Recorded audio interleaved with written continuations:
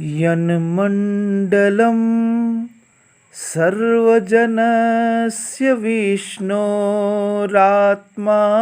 परं धाम विशुद्धतत्त्वम् सूक्ष्मान्तरैर्योगिपथानुगम्यं पुनातु मां तत्सवितुर्वरेण्यम् पुनातु मां तत्सवितुर्वरेण्यम्। जिस भगवान सूर्य का मंडल संपूर्ण प्राणी वर्ग का तथा विष्णु की भी आत्मा है, जो सबसे ऊपर श्रेष्ठ लोक है, शुद्धाति शुद्ध सारभूत तत्व है और सूक्ष्म से सूक्ष्म साधनों के द्वारा योगियों के देवयान द्वारा प्राप्य है, वह मुझे पवित्र करे, वह मुझे पवित्र करे, वह मुझे पवित्र करे।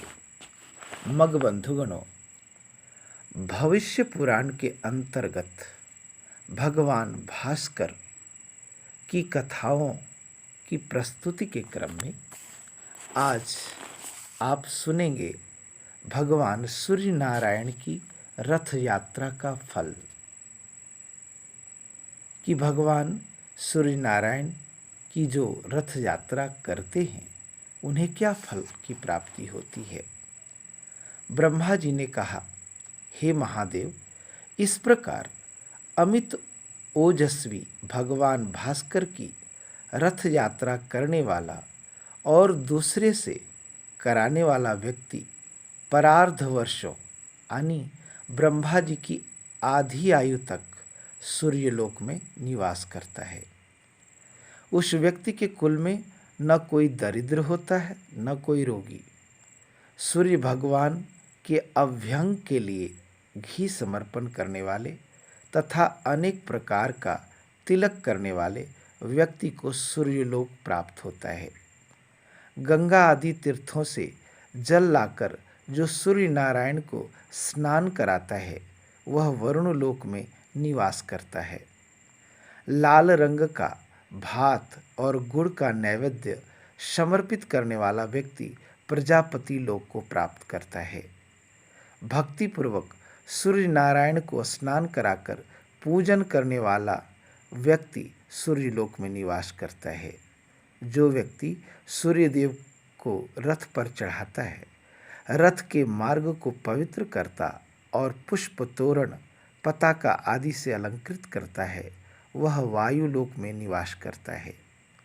जो व्यक्ति नृत्य गीत आदि के द्वारा वृहद उत्सव मनाता है, वह सूर्यलोक को प्राप्त करता है।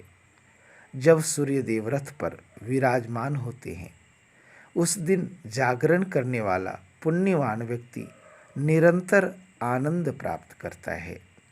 जो व्यक्ति भगवान सूर्य की सेवा आदि के लिए व्यक्ति को नियोजित करता है, वह सभी कामनाओं को प्राप्त कर सूर्यलोक में निवास करता है। रथारूढ़ भगवान सूर्य का दर्शन करना बड़े ही सौभाग्य की बात है। जब रथ की यात्रा उत्तर अथवा दक्षिण दिशा की ओर होती है, उस समय दर्शन करने वाला व्यक्ति धन्य है।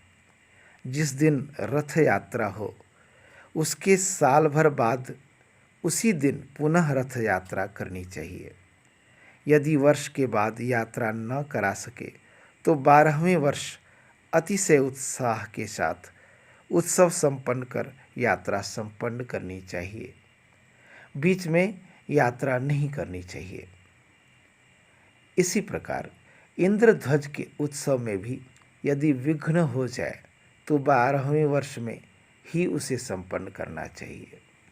जो व्यक्ति रथ यात्रा की व्यवस्था करता है, वह इंद्रादि लोकपाल के सायुज्य को प्राप्त करता है। यात्रा में विघ्न करने वाले व्यक्ति संदेह जाति से राक्षस होते हैं। सूर्य नारायण की पूजा किए बिना जो अन्य देवताओं की पूजा करता है, उसका पूजा निष्फल है।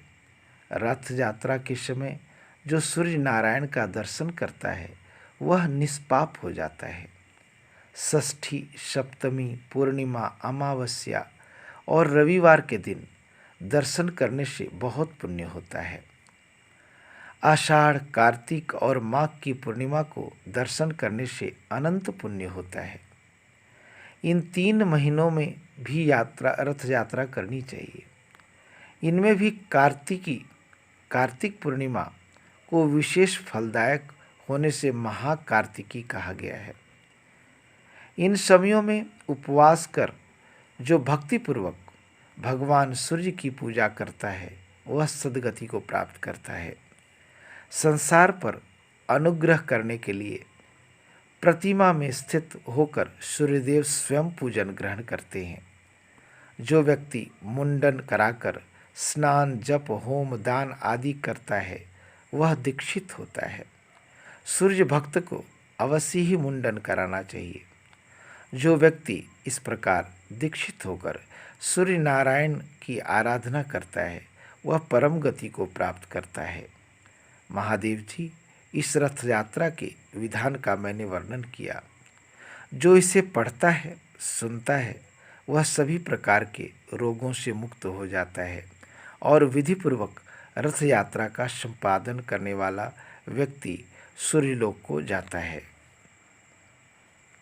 तो मग बंधुगणों, आज आपने भविष्य पुराण के अंतर्गत वर्णित ये कथा 58वां अध्याय सुना। आज की कथा यहीं विराम लेती है। आगे आप सुनेंगे रथ सप्तमी तथा भगवान सूर्य की महिमा का वर्णन अगली कड़ी में। सभी मगबंधुगणों से मेरा एक विशेष आग्रह यह है कि मेरे इस जय भास्कर यूट्यूब चैनल को सब्सक्राइब ज़रूर करें और अपने इष्ट मगबंधुगणों तक इसे ज़रूर प्रेषित करें, पहुँचाएं और सबों को इस कथा को सुनने के लिए प्रेरित भी करें। धन्यवाद। नमस्कार।